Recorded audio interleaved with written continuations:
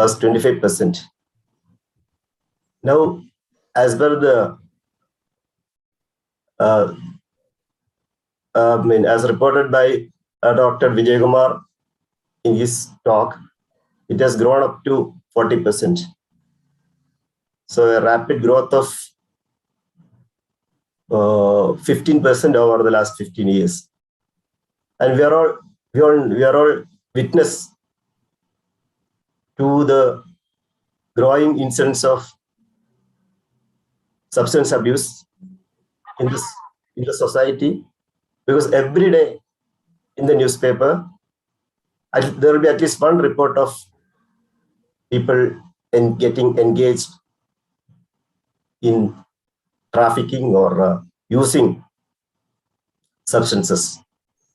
This was not like this maybe about 10 or 15 years ago. So definitely there is a increasing positive activity from our side to make our children to stay away from these evils. And also the family atmosphere should be such that our children will not have an idea that using substance will help them. The society, the family they have to play key roles in preventing substance abuse in adolescents and children. To know more, we'll have a very detailed discussion about it, for which we have two eminent speakers. The first speaker is Dr. Newton Lewis, who I need not introduce to you. You all know him. His passion, one of his passions is adolescent medicine, and especially in that too, regarding dealing with the substance abuse. All of us know that Dr. Newton Lewis is the consultant in pediatrics and adolescent medicine at Danya Mission Hospital, Kota, Thrissur. Over to Dr. Newton Lewis.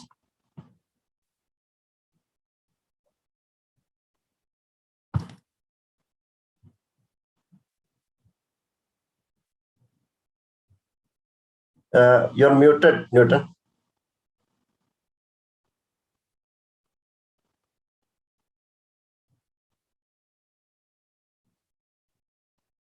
Newton, please unmute.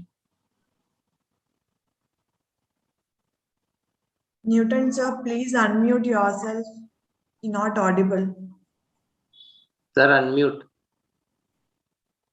Newton, sir, unmute. Yeah, I think he's. Sorry, just trying to get the share screen.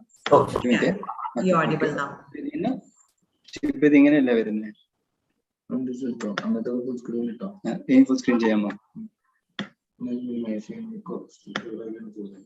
Okay. Okay. ഒരു minute ഇതെങ്ങനെ താത്തുന്നത്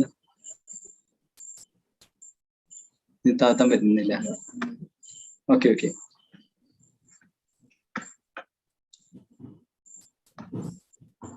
ഇത് ഇങ്ങോട്ട് മാറ്റാൻ പറ്റുന്നില്ല. Mistake പറ്റി, ഒന്നും കുഴപ്പമില്ല.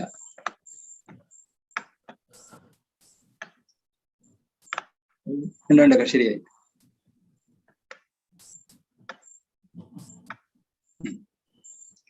Yes, it's moving. Your slides are okay. Sorry. Very sorry. There was a slight delay and confusion. So good evening, everyone. Basically, this module, there are two sets of slides. That is, one is for the professionals, doctors, and the other one is, thank you. And the other one is for the students, for the adolescents and their parents, and for the general public. We prepared a set of slides, and under each slide, I have written exactly what I would say for when using such a slide. So you in the case somebody is less experienced in giving a talk, he can get an idea from this. Now, main objectives of this module are to develop awareness about the smoking and alcohol and the use of drugs in our society, and to help the adolescents to make intelligent decisions about whether to use them or not. As we all have been discussing, the use of alcohol, ganja, and now even hard drugs at rave parties is rapidly increasing. And on top of that, the age of onset of use is falling. Very young teens are now using these medicines. There are statistics, various statistics that have been done showing, even from Kerala, like this is a study from Kannur some time back, showing 8% substance abuse in +1 students.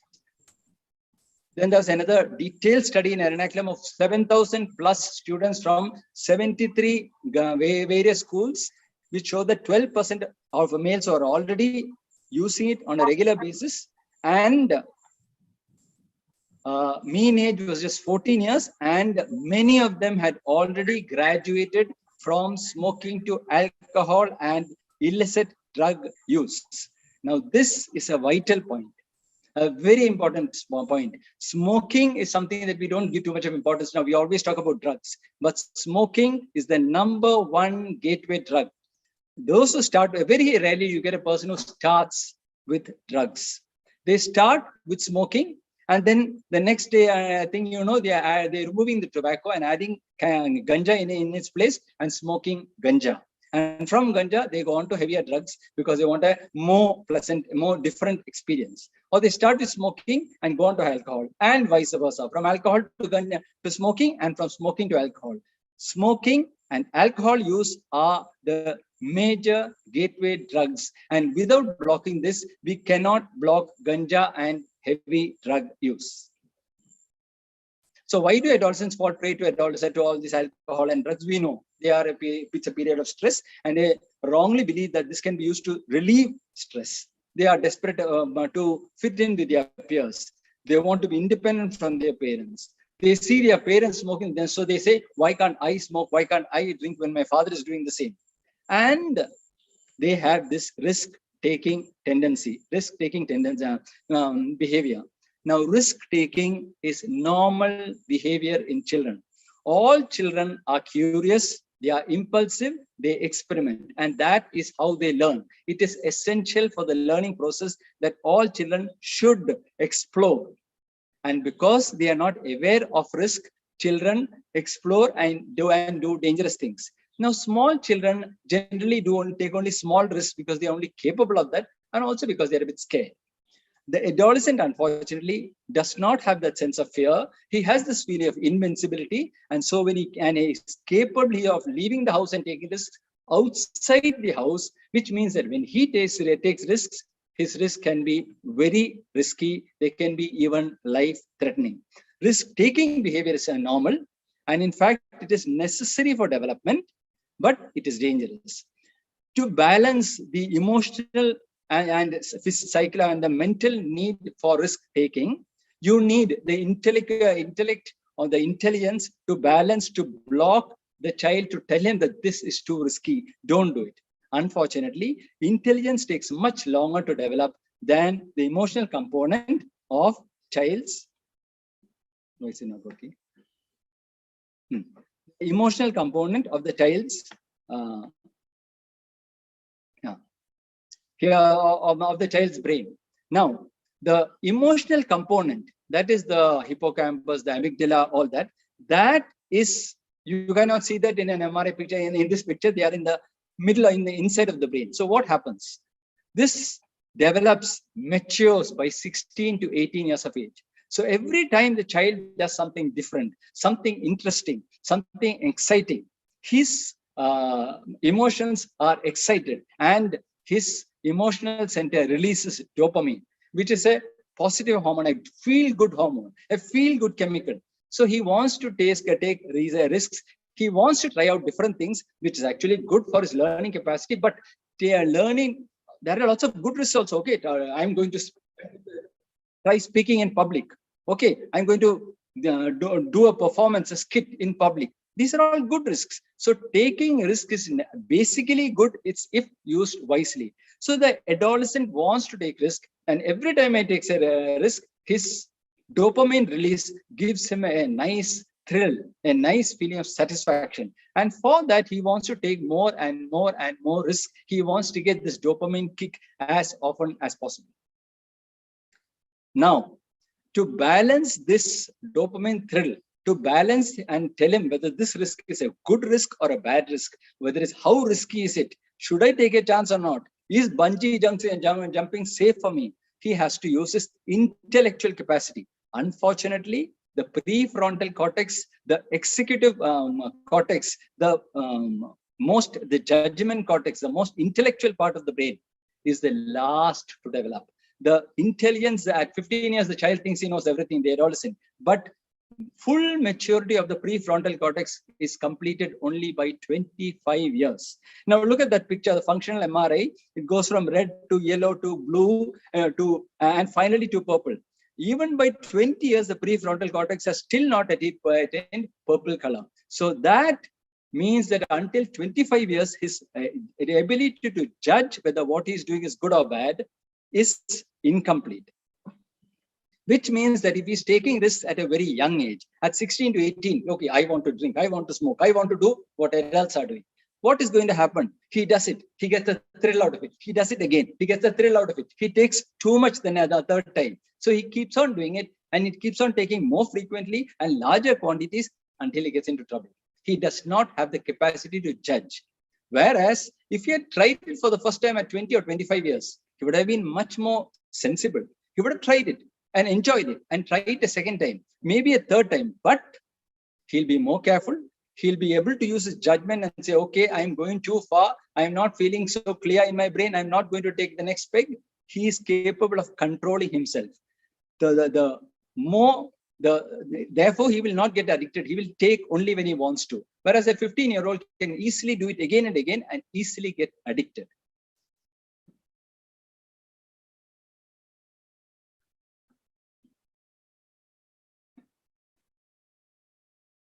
So that brings us to vital point number 2.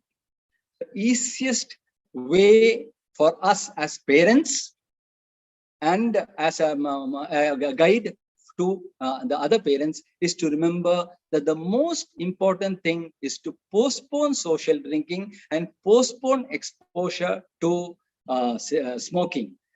The age of first use is the most significant factor for whether this boy, this adolescent will tomorrow become a chronic smoker or a chronic alcoholic, or will he remain a social drinker? That's a big difference. And it is clearly there are many factors, of course, but the most important factor is the age of starting. So if we can postpone it, that will make a lot of difference.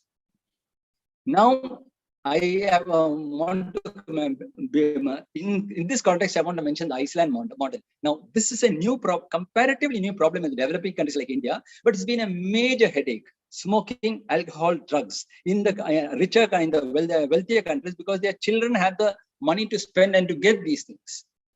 And you can read Nelson tells us about how it's a massive burden for all these countries, especially the United States. And they've tried everything under the sun, and whatever they do, the use of actually smoke has decreased a little bit, but alcohol and drug use, especially hard drug use, is rapidly increasing in all the developed countries, despite whatever they do, whatever they've been trying to do for the last few decades. And here we come to the Iceland model. 20 years ago, in 1998, Iceland was one of the worst of the developed countries with regard to prevalence of drug use in adolescents. Then, and they were doing the usual thing, educate the adolescents, which is what we are also thinking of doing, and it was not working. Then they changed tack. They said the adolescents can't control themselves. They need that thrill. They want the thrill. Why do they go and have casual sex? Because they want the dopamine rush. Why do they do smoking alcohol? They want the dopamine rush, and that's part of life. How can we guide them? And they changed their tactic. First of all, they made tobacco and alcohol sales illegal in adolescents. The cutoff point age was made minimum 18 years.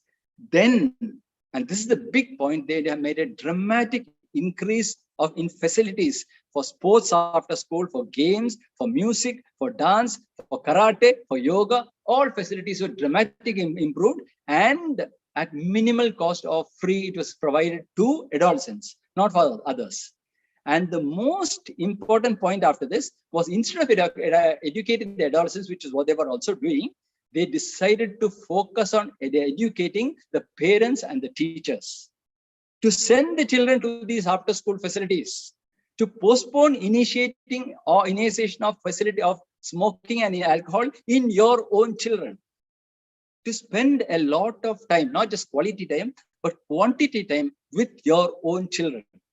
And when they did this, and also as I have certain other things, but these are the main points, they found that the incidence of smoking, alcohol, drug addiction, everything came down dramatically, to the extent of around from 23% to 3%. That kind of a decrease. Their results were fantastic, absolutely fantastic. So because of that, because they were so successful, now the Iceland, the so-called Iceland model, you can check Google for it if you want to, is now being studied by by many developed countries, and is being replicated in a few states. And in America, they don't like it.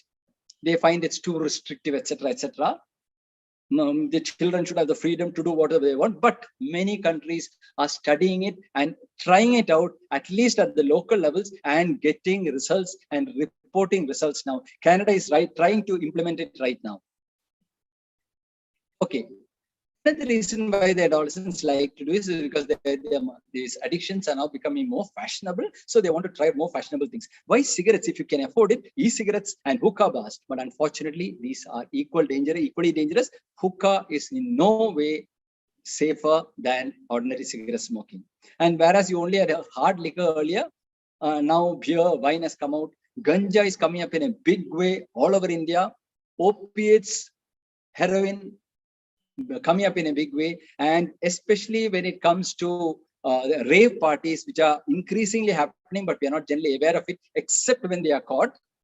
Hallucinogens are used a lot. LSD, MDMA, and even cocaine, which is single dose, can trap a person for life. Now, so far I've been talking to you as pediatricians. Now I'll just talk to you as though in the way I would talk to adolescents about these things. Okay. How I would talk to adolescents. Now, first of all, the most important problem, the biggest danger is smoking. Did you know? Okay, now I'm talking to you as adolescents. Okay, now did you know that tobacco kills more people every year than AIDS plus alcohol plus other drugs, homicide, suicide, and all road traffic accidents all put together? It is the biggest danger. Why is it so dangerous? Because if you look at it, it's got thousands of poisons in it. I've shown you, listed a few of them. And what happens if you take these poisons and say you're smoking them? They go through your mouth into your lungs, and a lot of it goes through the esophagus into your stomach.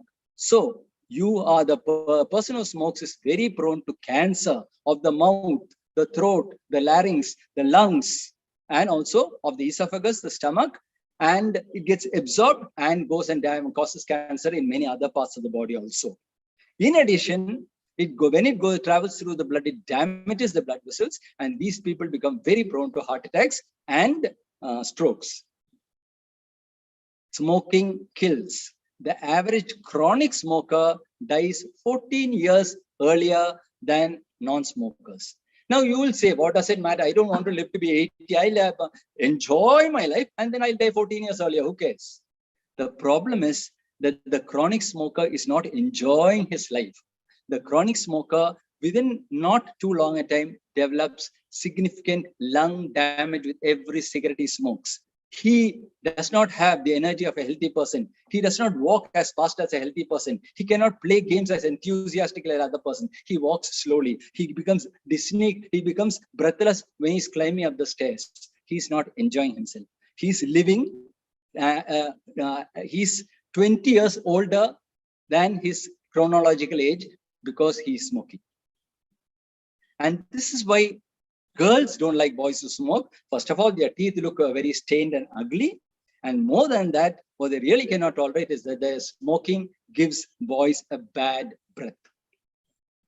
Yeah, smoking even damages the sperms, reduces fertility. It even reduces potency by damaging the blood vessels of the penis. So why do you intelligent adolescents want to smoke? It's not really your fault. One, you're under peer pressure. One of your friends is smoking and he's trying to pressurize you to smoke. Secondly, you see your father smoking, your father drinking. So why can't you smoke? Then you want to be a man. You think that smoking is an adult behavior. Alcohol is an adult behavior. So you want to imitate adults. Or maybe you just want to defy your parents by doing something, being disobedient secretly. So you smoke secretly. There are many reasons why adolescents smoke, not very logical reasons. Now, let me mention one point here about the parents who are smoking. One day, an adult father of a 17-year-old boy they have a very good relationship between them, and the father looked out at 7 p.m. at night and he found his son smoking secretly in the dark outside his house. He was shocked. He didn't say anything. He just went back into the house, and that night, just before going to bed, he always has a cigarette. So when he was going to his bedroom, he called his son in, and he took out his pair of cigarettes, put a cigarette into his own mouth, and then gave his son a cigarette. And then his son realized that my father has caught me out. And the father lit both the cigarettes, and the father smoked, and the boy pretended to smoke. He was too nervous to smoke. And after finishing, the father told him, see, you know how miserable I am. Every night your mother can't sleep because I'm coughing throughout the night. You are in the next bedroom and your sleep is disturbed because of my coughing. I can't sleep. My wife can't sleep. My children cannot sleep properly because of my smoking. Smoking is bad. I would love to stop smoking, but I am an addict. I started at the age of 15. Now I've been smoking for years. I desperately want to smoke, but I just cannot stop. I am a slave and addict of the smoke. Now you are just starting out. Okay. I taught you so many nice things. I've been so loving to you. I've taught you so many nice things. Why is it that you also want to learn my one bad habit? Tomorrow onwards, I have no right to talk to you about that. If you smoke in public, smoke in front of me, I will not say anything to you. But my one bit of advice to you is don't start. This guy, my cousin, actually stopped smoking, but after 5-10 years, after his father died, he again started. But by that time, it was not so bad. Now you might ask, is smoking so addictive? There was a guy, an engineer, who had to go by train. Sudden notice, he had to go by train from here to Bangalore, and he's a smoker, so he had a puff, and he got into an unreserved compartment, and he managed to get a seat, and he slept well, and he unfortunately got up at around 2 o'clock, 3 o'clock, and he couldn't get sleep because he's used to smoking before going back to sleep. And he didn't have a single cigarette with him. Then he noticed that on the floor of that filthy, unreserved compartment, there's a half-smoken beedi, and everybody's asleep. So he carefully picked up that beedi, secretly, stealthily, dusted it, put it into his mouth, lit it, took those 2 or 3 remaining puffs, and then he went back to sleep. The next morning when he woke up, he was so disgusted with his own behavior that with that he stopped. He managed, because of the shock of his own behavior, to stop his addiction once and for all. You are all very intelligent persons. You are much more knowledgeable than your parents used to be at your age. You are much more experienced. You know the dangers of smoking. My suggestion to you is have the courage to be the generation that once and for all stops smoking. You are adolescents. You are at a time when you want freedom. You're fighting for your freedom, even with your own parents. You want to be free. You want to be independent. Now, at this stage of your life, don't lose your independence. Don't become a slave of a bottle of alcohol or a cigarette. Now, a word about alcohol, a brief note on alcohol, and then we will go on to the vital part, which is about drugs. Now, alcohol, the most disciplined, if you want to see good discipline in Kerala, you have to look outside a beverage corporation. You will see a long line of people standing there, perfect silence, perfect obedience, no breaking of cues, patiently waiting in the hot sun, for a bottle of alcohol. And if you look at that photo carefully, the last two fellows are teenagers. Yeah. Alcohol is an addiction, and the earlier you start alcohol, the greater you have a chance of you being become an alcoholic. You say, oh, social drinking is okay. My father is a social drinker. Yes. If you start at after the age of 20, 25, you might be a social drinker. But if you start early in your adolescence, you have a high chance of becoming, without your wishes, becoming an addict, an alcoholic. So don't start, or at least postpone till you cross your 20th birthday.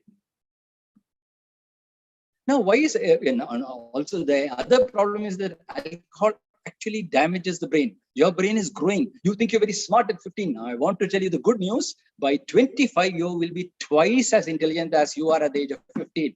This is the period of fastest growth of the brain. And at this time, if you take alcohol or drugs, you are damaging your brain. Your brain is growing. You damage the nerves. You damage the nerve connections. You damage the chemicals in your brain. It can result in a permanent reduction in your intelligence. And because you are not fully grown, because your brain is not fully mature, even smaller quantities of alcohol can damage it compared to the adult brain. Now look at this, a common scene in the rural areas of Kerala. Drunkard sleeping on a filthy roadside. This is why girls don't like alcohol. Because what you see a person who has totally lost his self-respect. He's sleeping on a road, dirty road. He has no sense of self-respect. Okay, he's sleeping on the roadside. He's earning a lot of money in the daytime, and he spends the entire amount on alcohol, and he doesn't have enough money for his wife and for his children.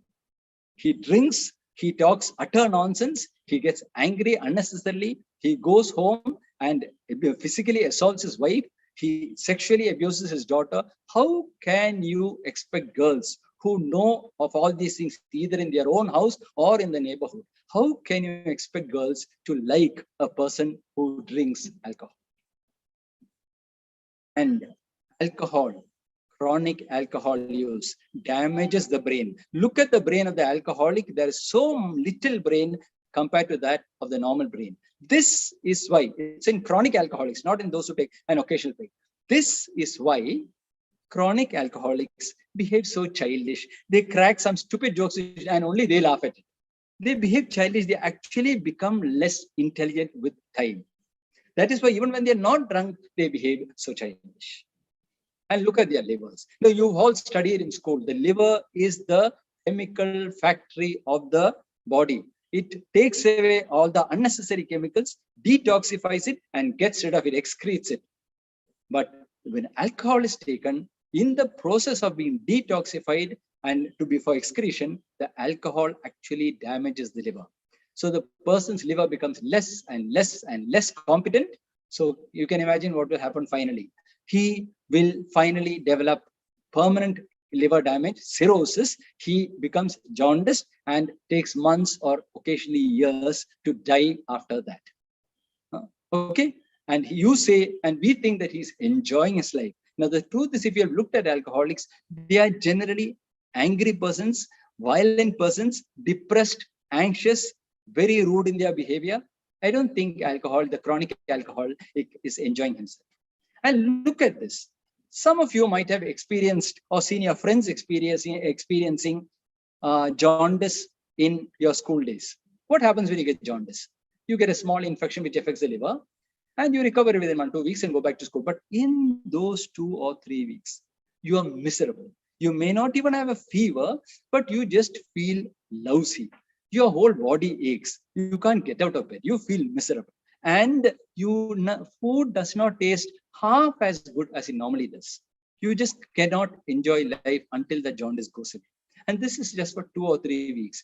Imagine, you can almost feel sorry for the chronic alcoholic. He can never enjoy food the way we do, and he can never feel as healthy as we do. He's always suffering. So why is it so difficult to understand that he's so depressed and irritable and violent all the time? Okay, this is the effect of alcohol. And these symptoms are seen not when he becomes jaundiced. Even long before he becomes jaundiced, he is suffering from the effects of a seriously damaged liver. the alcoholic is not enjoying his life.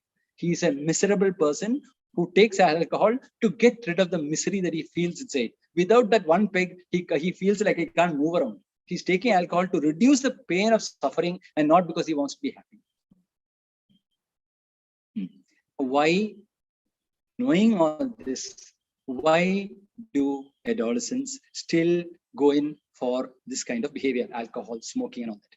One reason, a very important reason, is that your friends pressurize you and they are your friends. So naturally they will pressurize you to do what they are doing and you have difficulty saying no. But remember, your independence is at stake.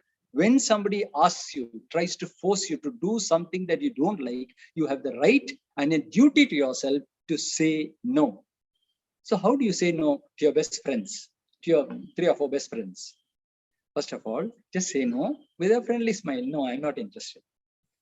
If they don't accept that, say no once more, but this time with a serious look on your face and a firm voice. And if still it doesn't work, try to deviate attention here, change the focus, distract them by suggesting, oh, let's go for a cup of coffee. Or if that doesn't work, you can postpone it. Today I don't want to, maybe tomorrow. If all this doesn't work and they get irritated, oh, you're spoiling our fun, you're not coming along with us, then express your emotions. You have a right to tell them, I am not trying to spoil your fun. You want to go and smoke, go and drink, go ahead. I am not coming. I don't like to smoke. I don't like to drink. Why are you trying to force me to do something that I don't like? You are trying to spoil my happiness. I am not trying to spoil your happiness. You can do whatever you want. Usually, if they are nice persons and if they are your genuine friends, at this time, they will understand and they will go away, go for their party and leaving you there. They'll grumble a little bit about you. They'll make fun of you. They'll say some nasty comments about you. They'll make fun of you. Oh, mama's pet. Oh, can't take one peg of alcohol. He's going to get drunk. They'll make fun of you. But that is part of life. You make fun of your friends. Your friends have a right to make fun of you. Little bit, yeah, it's all give and take. You can't help it. When you say no to them, they have a right to make fun of you. Just grin and bear it. But remember, you have retained your independence. Sometimes they'll get really upset. In that case, you have to leave the place. And if they are not nice persons, if they get violent, you might even have to inform an adult about it, but that's quite rare. Now, leave the place if they are creating a problem, if their behavior is not right. What will happen? What will happen is obvious.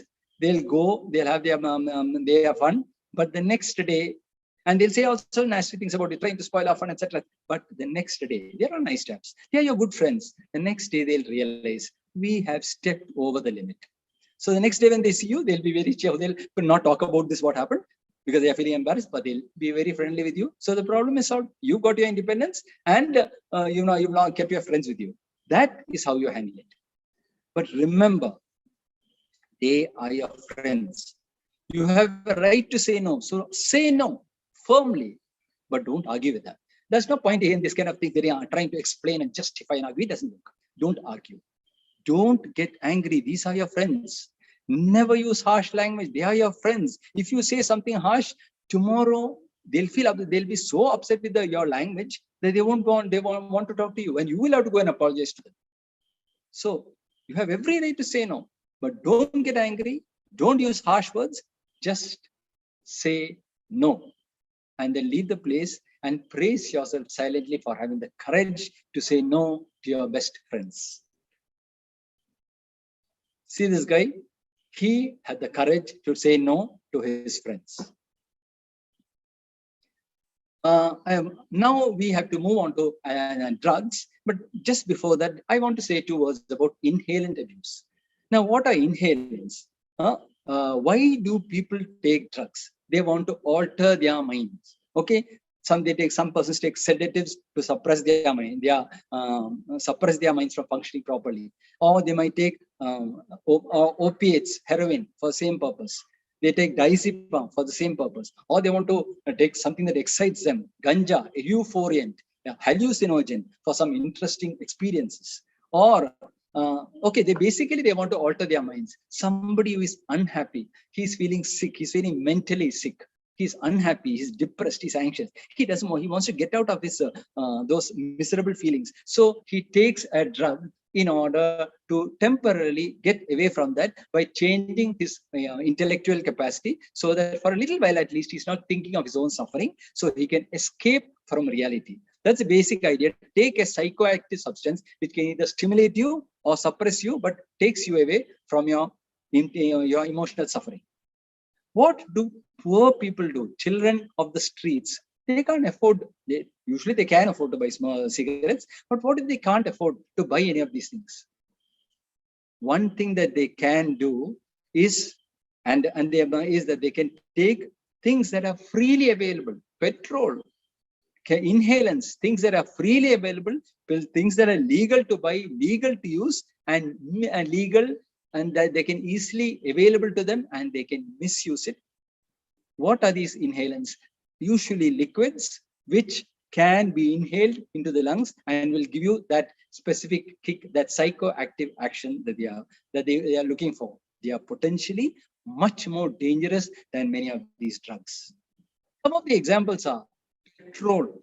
Okay, you can inhale those fumes. Petrol, acetone, nail polish remover. Okay, petrol contains toluene, benzene, dangerous chemicals. Then paint thinner, which is so freely available, paint thinner, turpentine, glue, liquid glue. These are common, easily available things that you can just go to a shop and buy. They're very cheap. You take a little petrol and put it in a small little container, take it to your mouth and sniff it. What happens? It goes into your brain, gives you a kick, and you get a little confused. Okay, you are confused. Your thoughts, your unhappy thoughts are out. The effect is very transient. So you again sniff, and you keep on sniffing and sniffing and sniffing. They call it huffing. You sniff it repeatedly for minutes or hours till your inhalant gets over. These are all very dangerous chemicals. They have a wide variety of effects. There's no way their parents or their doctors can find out if they come to the hospital why they have suffered from kidney damage or liver damage or brain damage. There's no way of diagnosing. There's such a large variety of them. You're not going to realize that they've been doing this kind of things. Okay, and they are very toxic, and they cause a lot of damage. Lung damage, obviously, also going through the brain bloodstream to all the organs that have plenty of blood supply, the brain, the liver, the kidney. Okay, all these can get easily damaged. And there's even a condition called sudden sniffing death syndrome. So this is very dangerous, but it is very difficult to diagnose. Right. Now, I've just focused on smoking and alcohol, which I thought was much more important, but the main topic of the day is drugs. All right. And for this, we will go to the dynamic and energetic young man, Dr. Sanju.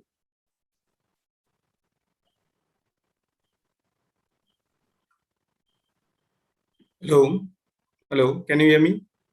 Dr. Sanju, should I close this screen? I think, yes, sir. I think I will open on my tab. Right. I'm going to stop share. Okay, thank you.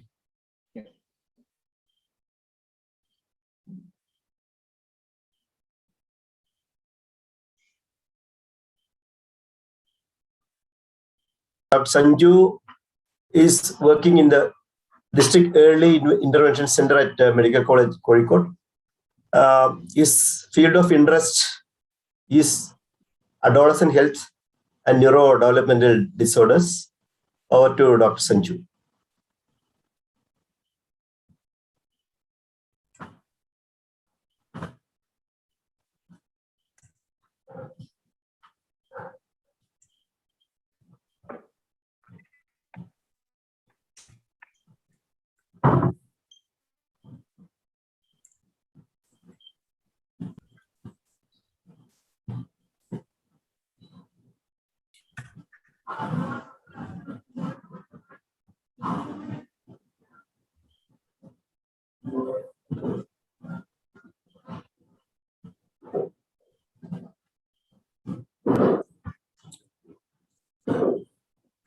Hello. Hope it's clear and loud to everyone. Yes.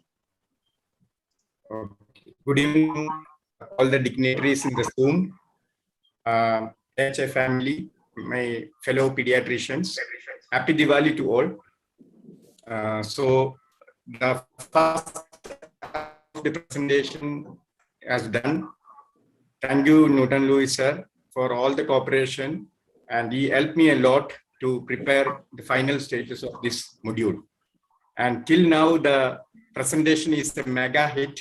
I don't know what will happen in the second half. I think at least at the end of the story, it will be a hit. So as you see in the screen, drugs take you to hell. It's an important quoting by Donald Lynn Frost. And I think by the end of this session, we will be also of Donald Lynn Frost.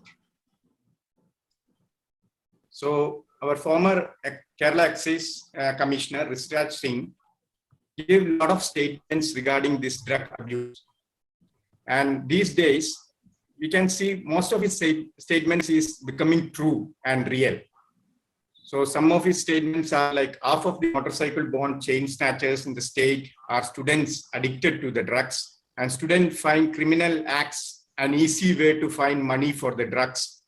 Drugs have become a part of students' liberation, and one of the major reasons behind teenage suicide attempt is drug.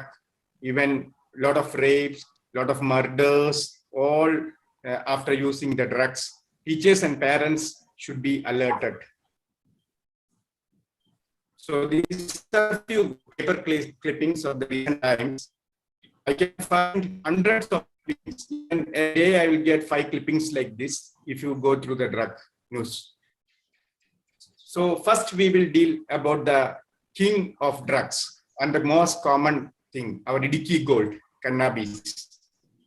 So cannabis is popularly called Idiki gold and marijuana. So it's also called weed or hemp or grass as colloquial.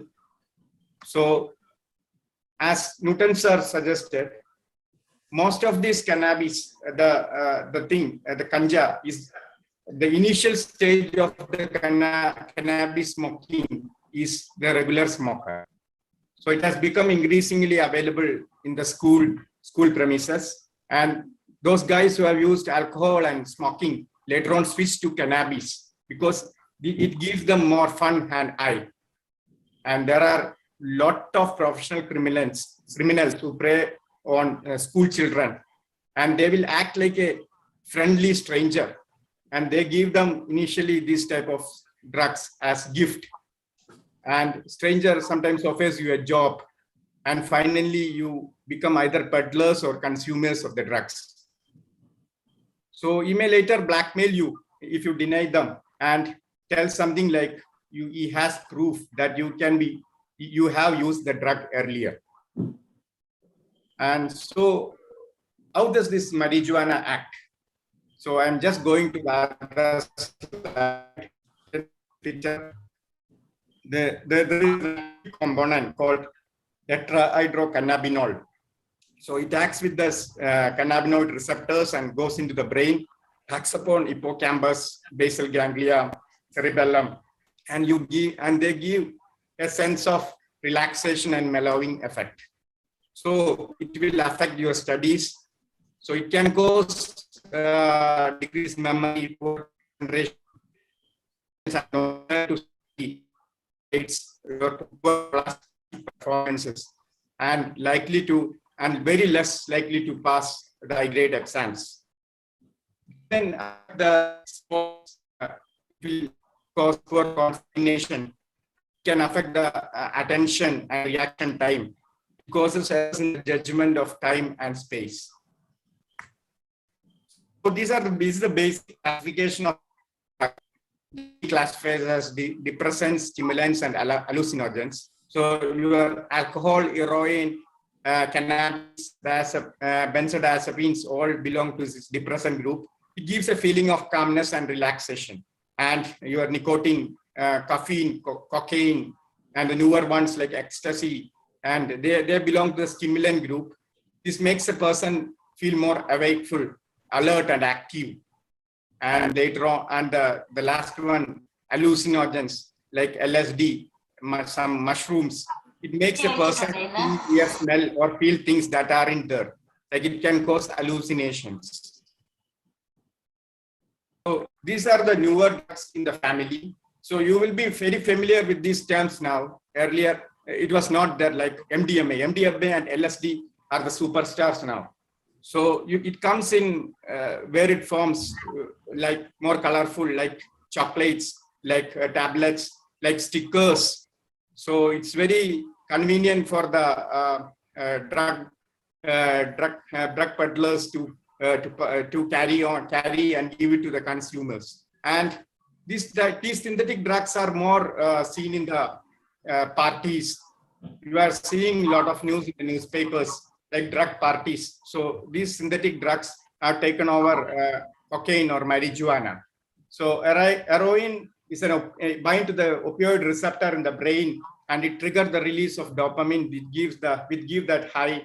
And heroin is the fastest acting opioid, make it extremely addictive. And MDMA is, I told you before, it acts like a stimulant, and it's also an hallucinogen. LSD is a purely hallucinogen drug. So chronic use of these drugs may alter the way the brain functions, make the person susceptible to mental illness. Drug addiction can make you a mental patient. So these are the common myths about drugs. The first one is no harm in trying drugs just once. But the fact is you can become an addict after a single dose of cocaine. Already Newton sir has put this. And alcohol, smoking, and drugs all enhance creativity. Actually, the fact is they prevent you from thinking clearly. So alcohol and all of them reduce the potency with regular use. So alcohol increases the desire, but decreases the ability. That is a fact. Drugs help you relieve the stress. So drugs may momentarily reduce the stress, but they can create larger problems later. Addictions and expenses, time loss, numerous problems. And willpower can stop it anytime. These are highly addictive. So the addiction often needs to be hospitalized for counseling or sometimes medication. So willpower alone, will be very difficult to stop this. So what are the consequences of drug use? It can cause a fall in study performance, loss of interest in normal activities. Friends avoid you or you will avoid them. You will feel more depressed. Always you will be bored and always tired. So in short, you become a bored and boring person who leads an empty life. These are superstars, and you know the previous physique or picture of these superstars. One is our Michael Jackson and second one is Maradona. So they were physically fit once they were not using drugs. Later on, they started using drugs at the height of their fame, and it changed their physique and mental state, and you know the consequence. So early signs of substance abuse at home, loss of interest in family activities, disregard for family rules and discipline, verbal or physical abuse of near ones, withdraw from responsibilities, lying about the activities, confined to a room alone without any friends, change in sleep and eating habits, increased desire of privacy. So what may be noticed in home? You will be very careless about appearance. You may smell different, and you will be tired and lethargic all the time, depressed. You can find cigarette rolling papers or aluminum foil, syringes, needles, broken wires in the room. Always demanding money or frequent loss of money or valuable items from the home. New and stranger friends, losses interest in the old friends. So what happens in the school? Gradual or sudden deterioration in the school performance, bunking classes, sleeping in the class, not able to complete homework, defiance of authority figures, avoiding sports and extracurricular activities. So substance abuse leads to a lot of crimes. As we mentioned earlier, can cause drug possession, can cause drug trafficking, drug manufacturing, theft, break and enter, robbery, motor vehicle theft, motor vehicle accidents, all these things. IV drugs are more dangerous. You can see it's very painful and it can cause infections like HIV, hepatitis, it can cause septicemia. So we go to the risk factors of drug use. The most important is peer pressure. So friends who use drugs force others to experiment with drugs or alcohol. And other one, as I mentioned, adolescence is the time of risk-taking behavior and experimentation. So use of a substance just to see what it is like, peers, family, media may all be influenced, and recreation or social use. Use of a substance make him feel good. He thinks he or she is having fun and fitting in. So other risk factors are male gender itself. As I mentioned, regular smoker, always go for drugs later. Regular alcohol use, boredom or depression in life, mental health problems like anxiety, personality disorder, all can go for drug abuse. So what are the stages of drug abuse? And first stage is the potential for abuse. And second one is the experimentation. So the drugs give a rewarding to the brain. Once you start using drug interact with the limbic system in the brain, you release strong feel-good emotions that affect the individual's body and mind. So you will have the experimentation, you will learn euphoria. Then stage 3 is regular use. You will seek for euphoria. And stage 4 is regular use, preoccupied with drugs. Now he is preoccupied with drugs. And 5, the last one is burnout. So use of drugs to feel normal. Otherwise, you will get withdrawal signs. So drugs don't start. A single experience can trap you. So what are the protective factors? So the most important is maintain a good self-image or having a good self-awareness. It will help to understand the triggers like emotions, situations, people which lead to substance abuse. Self-awareness empowered to make changes in your life. The second one is having a good family support and good friends. So, and the other one is assertiveness and willpower. And the others are, like students are mentioned, develop coping skills, life skills, and you can go for yoga, exercises, and you should have knowledge about substance and increase access to recreation, limited access to the drugs. And always empathetic listening to the parents, always help them to safeguard themselves from peer pressure and risky behaviors. So, and in this positive relationship with adult, have a major role in the as a protective factor for the substance abuse. Sir, rightly, sir has mentioned, this is why you should educate the parents and teachers, and then educating only the students or the adolescent community. Because to build up that positive relationship with the adults or parents or teachers is very important protective factor in preventing an adolescent from substance abuse. So relations help to develop a sense of self. Satisfaction in interpersonal relationships enhance the confidence and general positivity of the adolescent. And interpersonal relationship as a life skill, adolescent learns to identify the toxic relations and prevent themselves from falling into the traps or dangers of bad peer groups and risky behaviors. So what the parents should do, parents should accept the individual as they are, and they should be and they should always offer a helping hand to the needed adolescents. And these slides tell the same thing. So the 5 things mainly: identify the triggers, avoid the stress, reach out for help, always stay busy, and keep learning. So you can see physical activities. These things nowadays, the physical activity, the positive relationship is going bad to bad. After the COVID pandemic, we are not living as a social animal. We are like into a room, online classes, so less of social interaction, no physical activity at all. So these all things pile up and cause depressions, emotional stress, and finally they find some joy in using drugs. So what is the role played by the pediatrician?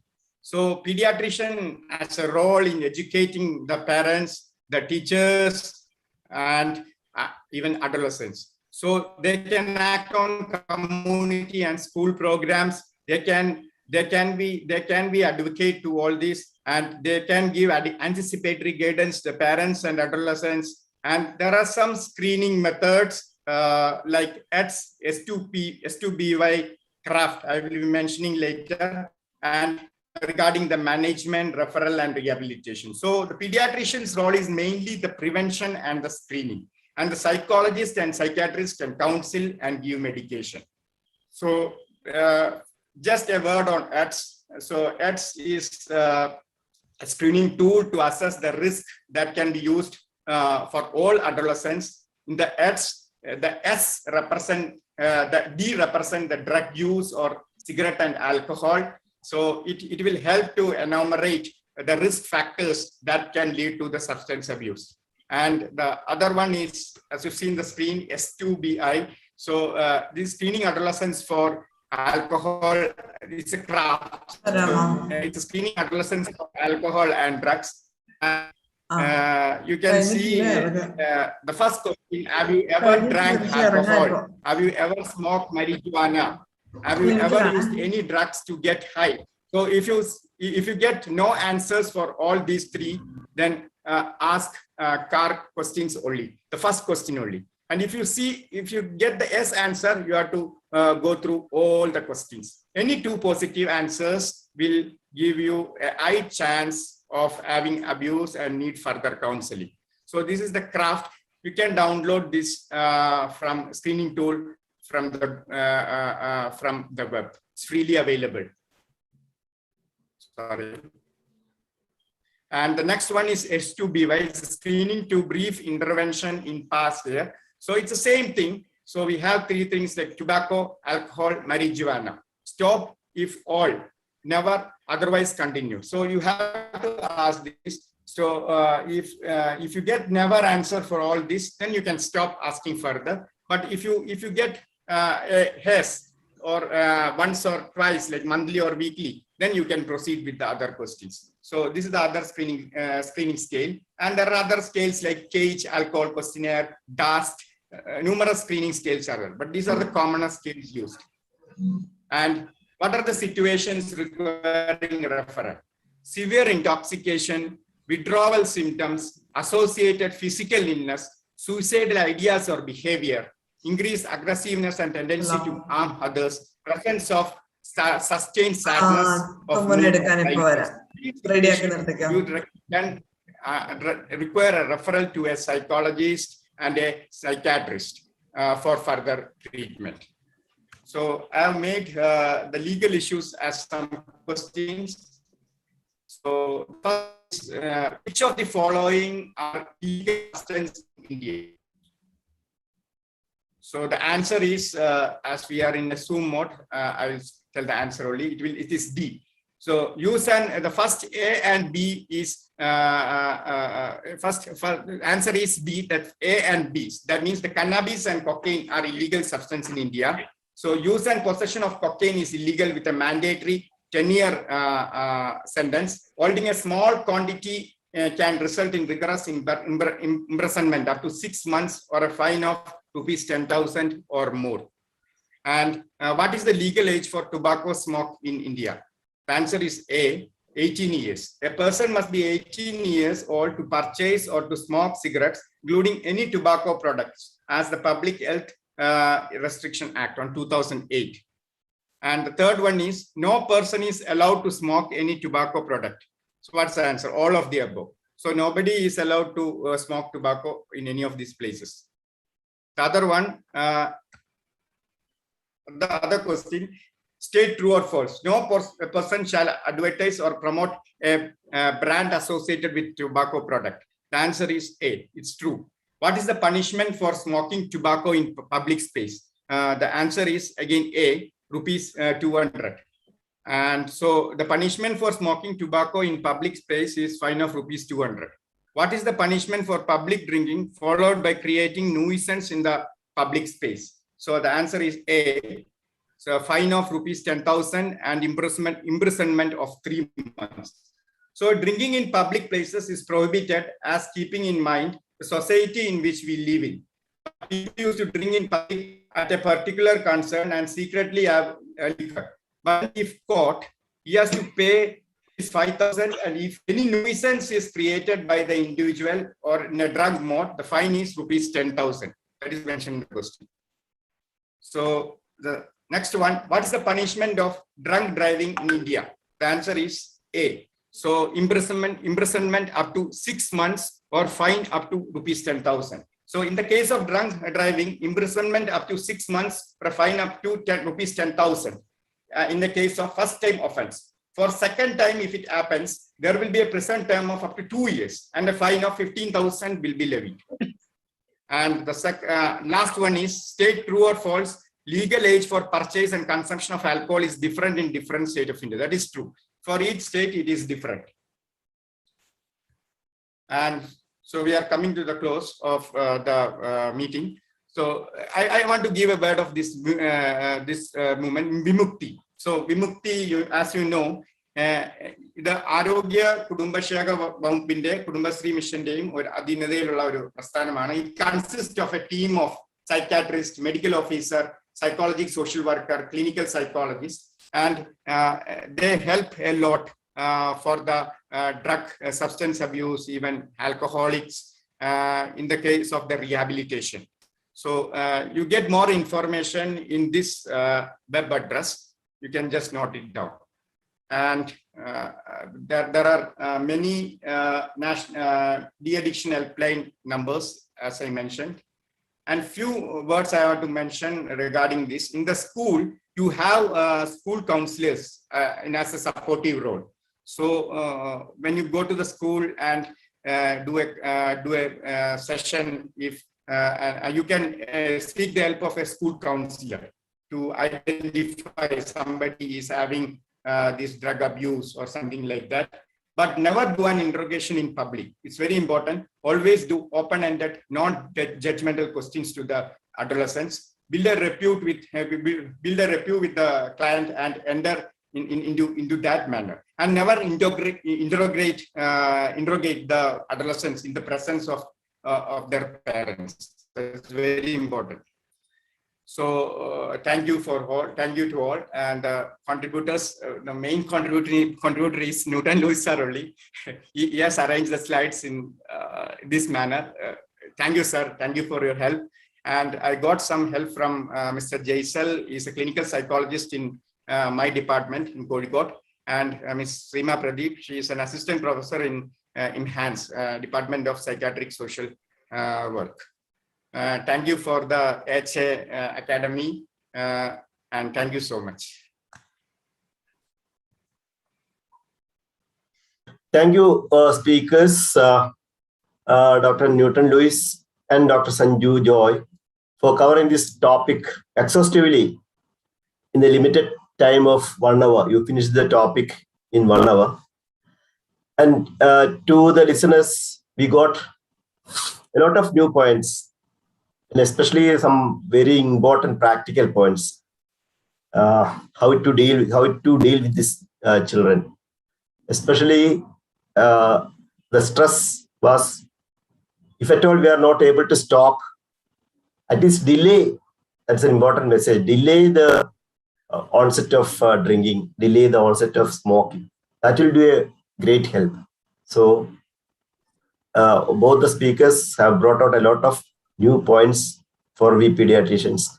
And the Iceland model, I think even national, as an advocacy part of IAP, at the national level, we can request the government to keep the age of eligible for purchase of alcohol 18 years. So if it can be done.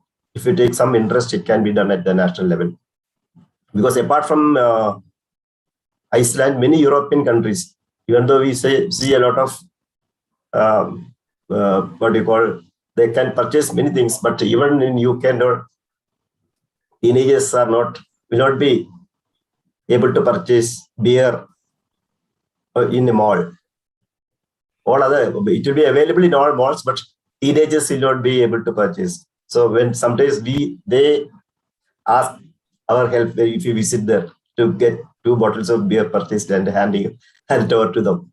So certain things IAP can do. And there is a coming to the chat, there's a comment that it's an excellent module. Congratulations to the team who prepared. Great thought and coordination from AHA, IAP, and Kerala for bringing out this model. And that is from Dr. Nisha. There is another chat from Dr. Shija. Screen addiction is emerging as a digital drug, producing equally negative influence on brain, just like drug abuse in adolescents. Both male and female are affected. How can, okay, then that's another comment. So that has been brought out in our top talk also.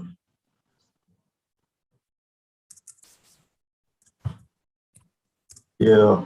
Then I think speakers can add any other points, or those who are listening can ask any question. We have maybe another 10 minutes to go.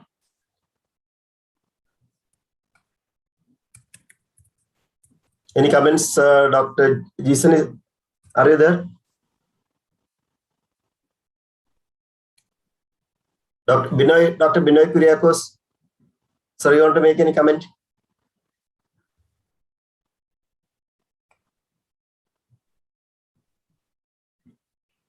Dr. Deepa?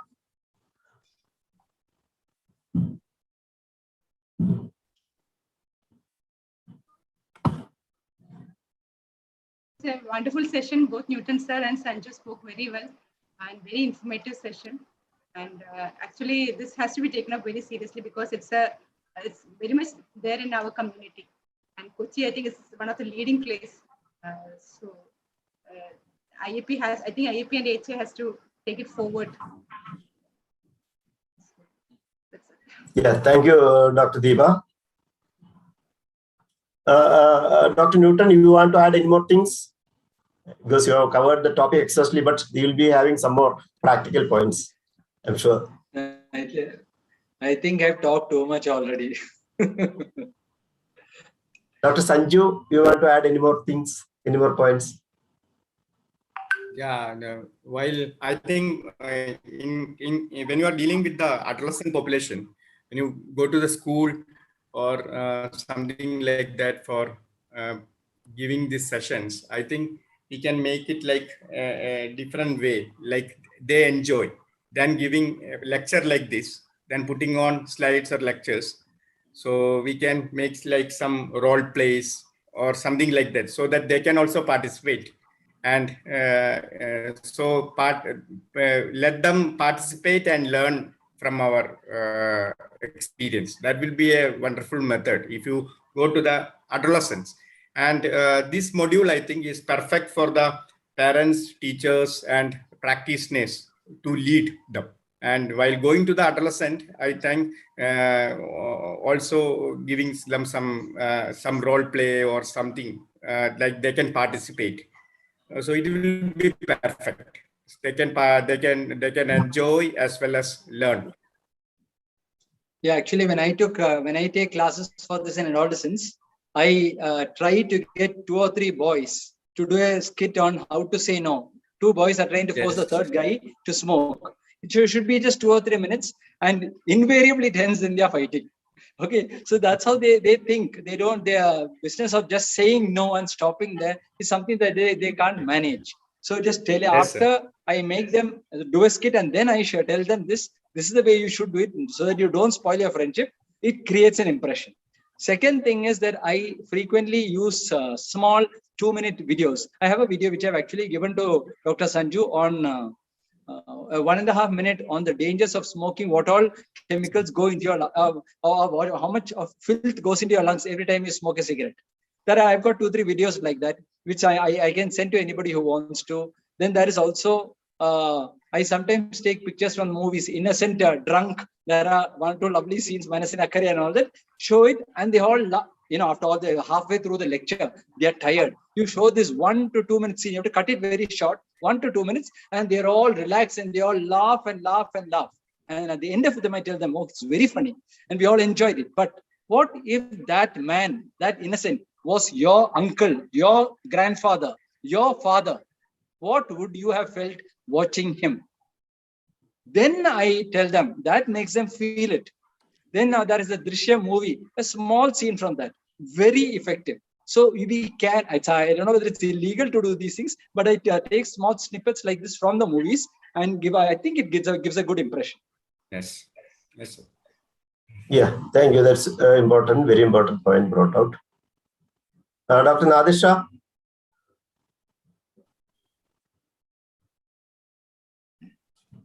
I think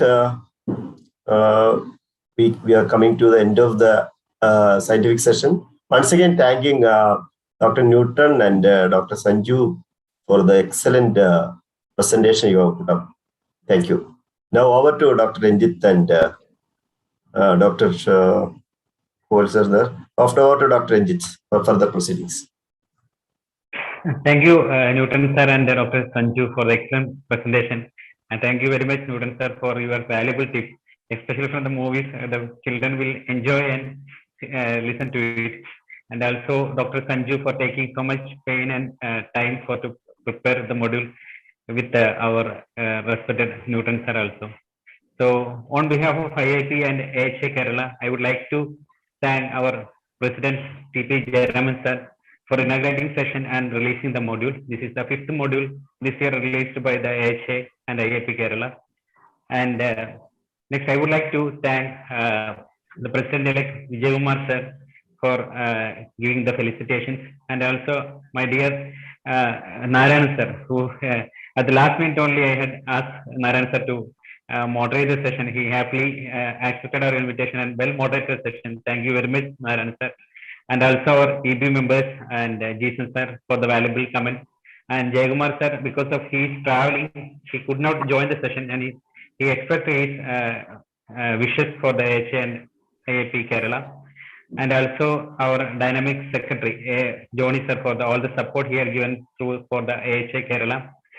And the team Madhya Kerala, and the Dr. Nadisha sir, Dr. Nimmi and Jose Goodwill sir for organizing this so wonderfully, and thanks to them. And I would like to thank senior members, Anandageshwan sir, Binoy Kuriako sir, and all who joined the session. And last but not least, my AHA team members and Dr. Deepa and all the wonderful team who had made a wonderful AHA year this year. And thank you all. Happy Diwali. Good night. JIFP. Thank you. Thank you.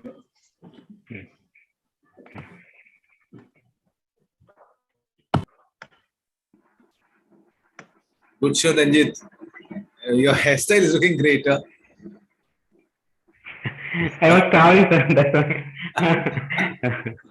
Okay. Okay. Harsha, Thank you, sir. nice program. Another. Harsha.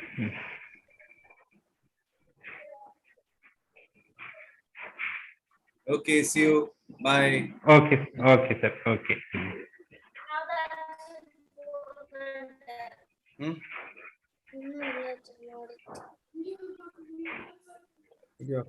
എങ്ങനെ നിർത്തണം? ഇങ്ങനെ നിർത്തിയാൽ മതി. ഇവിടെ നിർത്തിയാലേ.